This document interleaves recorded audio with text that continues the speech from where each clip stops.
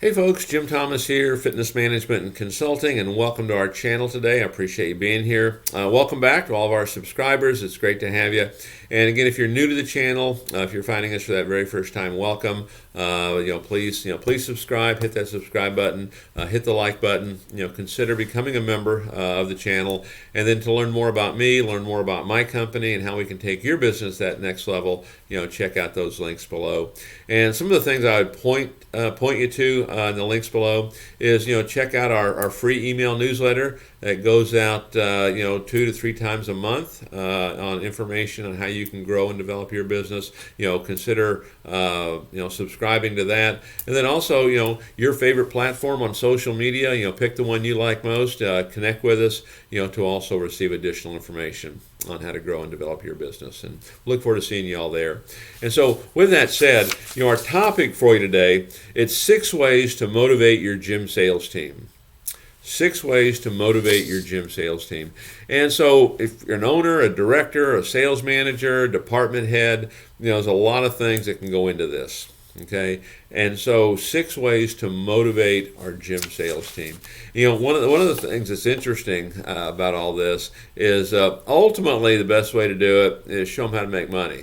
Okay, train them, teach them how to do this. Okay, put them in a position to have success, and that's one of the great secrets. I know going into clubs, over the years and getting them turned around, and you walk in and it's people want nothing to do with the sales department, and they're struggling, it's not going well. And then all of a sudden, sales records are being broken, and now, Jim, how can I help? What can we do? How can we get involved? Okay, when you start to have success like that, it's easy to kind of get everybody in. So in advance of that, okay, let's look at some things that we can do to motivate the team. Okay, number 1, set goals. It's always surprising to me how many folks don't have really set goals. Okay, that we need more sales, we need more performance, we need more appointments, we need all that, but we don't have a specific goal. Okay, set specific goals, not for the gym itself, and for each individual rep, and for each individual person for that matter. Okay, everybody should have a definable, very specific goal. I mean, if it's a salesperson, how many unit sales that month? How much dues do they need to be adding to the dues line? How much cash do they have to bring in? And there could be other things too. Memorize the telephone inquiry script. There can be other things in there. Certainly have the production goal. That's kind of what it's all about. But other goals can be in there as well. But have goals. And then every single day we're working based on those objectives, and we're making decisions based on those objectives. How am I doing on it? Let's role play that telephone inquiry script. Okay, if my goal is to do 30 sales and I'm projecting 20 and 10 days into the month, hey, we need to get something figured out here pretty quick. What can we do to get those numbers up? Manage based on the objectives, but have very defined goals. Okay, number 2, focus on purpose. Focus on purpose. And what I always like to look at is, that powerful why. We talk about this with the customer all the time, but everyone who's working there in your gym right now, why is this important to them? Why is this important to them? I've talked on other videos, for me, as I got better and better at sales, why was it important to me? Why did I want to do this? Why was I, persevering through all this? I wanted to own and operate a chain of clubs. That's what I wanted to do. That was my drive. Okay, that was my why. That's why I got up and did this. Even though I was in membership sales at the time, I was thinking a little bit differently. So understand the why. When you really understand the why, what happens, it's like those goals and understanding the why. When they get so big that they dwarf any problems you might have, and that can start to change things for you. Number 3. We want to build trust. We want to build trust. And one of the things that I have found to be true when it comes to building trust is, let's value other people's opinions. What do they think? I know when I get involved in an operation where it's a turnaround or some kind of analysis, one of the things that I'll typically do is I'll send out a get acquainted worksheet that I want folks to fill out. Okay, I want to hear what you have to say, and then we're going to essentially do an interview. We're going to talk, and I'm going to have this in front of me. I want to find out, hey, what do you think? What would you do if you were the owner? Okay, how would you change things? And there may be some good ideas in there because I'm looking to listen to them, and I'm looking to take suggestions. As long as it's within a certain parameters of what's going to be successful for us, I want to hear what they have to say. I value that opinion. Okay, and for the most part, I'm going to go along with it if it kind of fits that criteria. So we want to build trust, with our staff. Okay, and part of that can be, training people. It builds a lot of trust. Okay, delegating authority, when they're ready for it. Listening for their opinion, getting them involved in other projects. There's a lot of things in there that can demonstrate that. Number 4, get other people involved. Okay, get other people involved. You're the boss, get other people involved. And it kind of involves the same thing here when I'm talking about the trust. I mean, I'll get them involved. Okay, complete this. Let's talk. I want to hear what you think. What are they doing wrong here? What would you do? What would you do differently if you were in charge? How would you handle this? Okay, I'm going to get other people involved. Other people's thoughts.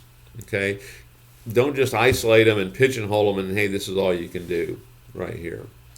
Number 5, create a culture of recognition. Create a culture of recognition. One of the things I think is absolutely true is, people are going to perform better. They're going to be more motivated when they feel appreciated. Okay, and some of you have heard me tell this story before. But I was in a meeting one time. It was a new client just getting started, and they had asked me, can I help them prepare? I think this was the owner's wife. They had asked me to prepare a form on how they can write people up when they caught them doing something wrong. Okay, which flies in the face of how I normally like to do it. And I said, well, look, I'm happy to design this form for you, but what if we wrote them up for doing something right? What if we caught him doing something right and then we wrote him up? Start looking for the good, reinforce the good, create a culture of recognition. And I'll give you an example of something that we used to do with our clubs is at the end of the month, whoever was that top producing club, we'd have what I would refer to as an all-city meeting at that club. So that club didn't have to travel, everybody else did. And so we'd meet at that club, and essentially we'd give out awards. Who was top in sales, top in referrals, top in cash, top in dues, who was the top rookie, and whatever the categories were.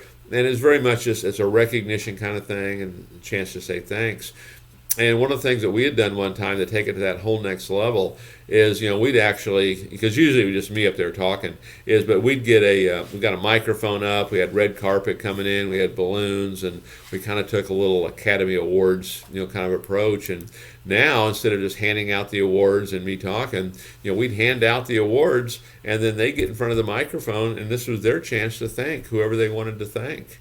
For their success that they'd had, and boy, did it turn out well. But have a culture of recognition. Recognize folks. Make it real. We're not trying to make it up. Okay, it has to be real. But there's things out there. There's a lot of good that goes on. Okay, and if we can recognize that and build on that, you can have a very motivated team. And then number 6, get creative. Kind of like the story I just told you there. We treated that stuff like it was the Academy Awards, but get creative. I mean, you might have an upfront parking spot. You might have whoever your top producer for the month. Maybe you've got an Uber driver who's going to pick them up at home and take them home every night. They don't have to drive their car all month. Okay, see how that fits into your budget. Most of those folks, if they live close, that's going to be an inexpensive way to really get some bonuses out there. And I'll share one idea that we did that worked really well. Because we always want to be creative. I like to have contests all the time to motivate people and keep them kind of pushing and wanting to do more. And I think at the time we had 4 clubs, and we were having our managers meeting, and I had each of them, hey, just put out your hand, and I went to each one of them, and I just put 5 brand new $100 bills in each of them's hand. And I said, hey, we're having a sale or a management contest, a club contest this month. If you hit your numbers, you get a $500 bonus. And I said, what I'm doing, I'm giving you the bonus in advance. Now, I had them sign a piece of paper that if they didn't hit that bonus, we could do a payroll deduction on it. But I'm going to give you that bonus in advance, give it to you in cash. And so they walked out of that meeting that first day of the month. They'd already got a $500 bonus based on the contest we were doing, and my assumption was they were going to hit it.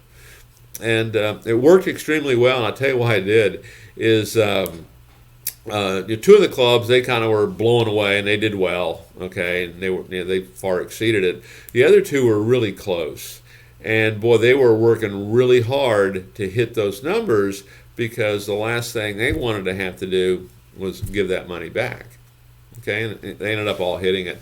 And so get creative. We don't have to do the same things all the time, okay, there's a lot of things we can do, but get creative with a lot of this. So 6 things that you can do to motivate your gym sales team. Ultimately, what do we want to do? We want to create an atmosphere that allows a motivated person to act. So folks, my name is Jim Thomas. My company is Fitness Management and Consulting. Appreciate you being here at the channel today. If you've not yet done so, please subscribe. Please hit that like button. Consider becoming a member to learn more about me, learn more about my company, and how we can help take your business to that next level. Check out those links below. And again, I would point you to the link on the free newsletter. Subscribe to that to get up-to-date information on how to improve your business, and also connect with us on social media to get additional information on how to build and grow your business. So folks, again, I appreciate you being here, and we look forward to seeing you all on that next video.